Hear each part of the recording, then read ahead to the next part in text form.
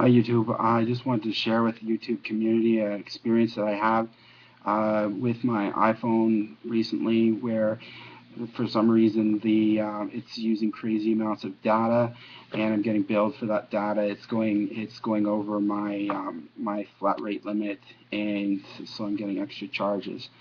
And I know from having looked online that there are discussions in forums about the same problem, so I know I'm not the only one that has the problem. And my problem is with Rogers. I live in Canada, and my problem is specifically with Rogers billing.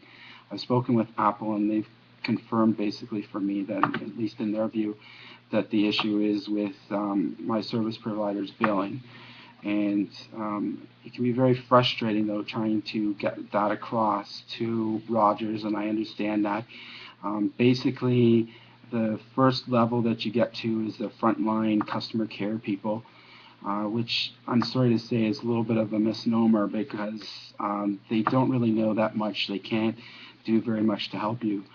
And the next level after that is a manager, customer care manager, and they will listen to you. If you get to them, then it's believed by the people at the first level that you have a legitimate issue.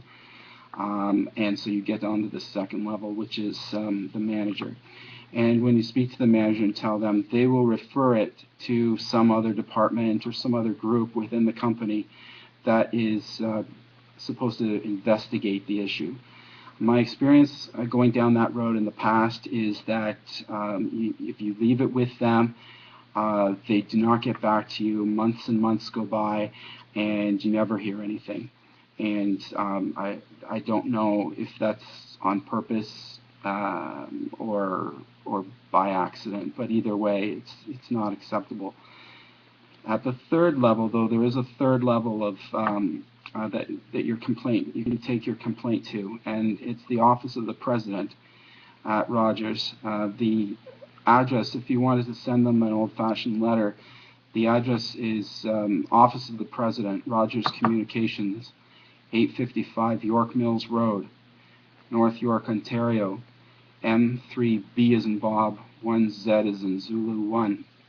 And if you send a letter to them detailing your problem, they'll assign your case to someone who works at that office, and you'll find that the kind of help that you get is much better.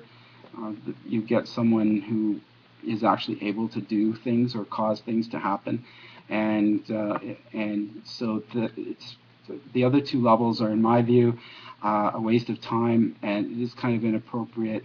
In my view, if you're a company that wants to retain customers, it would be better to give them that level of respect right off the bat, rather than making them jump these hurdles to get to a level where they can actually get some real help.